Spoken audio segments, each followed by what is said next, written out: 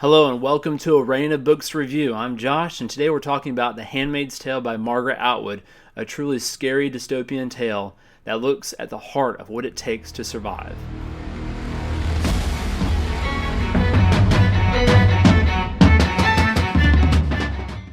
The Handmaid's Tale by Margaret Atwood can in many ways be compared to George Orwell's classic novel 1984. While the world of 1984 felt like a dystopian relic when I read it, albeit an especially scary fascist dystopian relic, The Handmaid's Tale disturbs me because it seems like a future that could be right around the corner. Slavery, oppression, genocide, all the worst of our past are present in this future.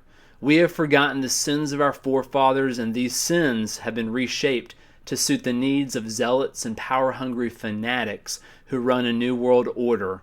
It is truly disturbing what they are able to get away with. But all this is at the periphery. Atwood never pulls back the curtain on this monstrous world, but rather only lets us glimpse it through the handmaid, a woman who has been stripped of everything, who she was in her former life, even her name. Her story is one of sustained suffering and torment, not only for what she has lost, but the existence she is made to endure. The story is extremely subdued, with the action told through the eyes of the handmaid as we accompany her in her daily routine, sharing in her memories and introspections of what, if anything, her existence now means. You feel for this woman, and you want her to survive, to find out exactly what is going on in the outside world, outside this closed, protected existence of hers where all she knows is the propaganda that's fed to her. You really come to fear what's happening because you have so little control over what is going on around you. But what would push a society in this direction? Terrorist, religious fundamentalist, environmental disaster? Atwood describes a mix of these and other circumstances that brought about this police state. The tangibility of this future is real, and it's shocking to see the people accept it with little or no resistance. If they aren't executed right on the spot, then they very well may be relocated to the colonies, where the radioactive and toxic waste is a sure death sentence.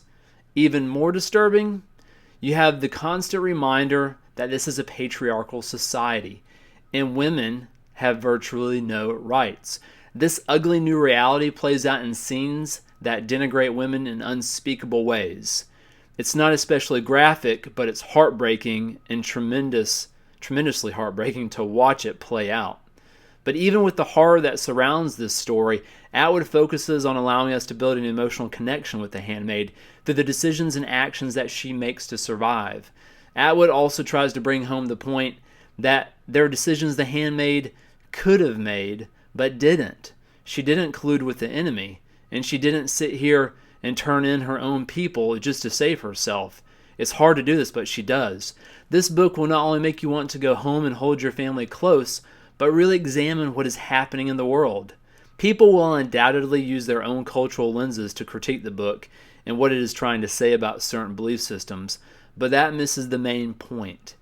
Atwood has crafted what is a timeless cautionary tale about the abuses we visit upon one another and how easy it is to institutionalize such abuse to justify the greater good. It doesn't try to bend your beliefs to a particular view, it just asks you to pay attention to the world around you.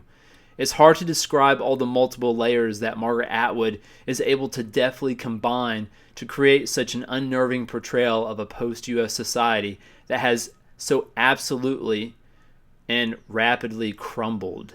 It's just gone. America is gone. At one point, the narrator finds hope from a message scrawled in her room, and the message also applies to anyone reading this cautionary tale. Nolite te bastardes carbonornum. That's my attempt at Latin. It means don't let the bastards grind you down. This has been a Rain of Books review from Josh. Check out our other book reviews, our podcast. You can find it all at rainofbooks.com. Subscribe to rainofbooks.com, as in the rule of books, not the weather. Thanks for joining us. Take care.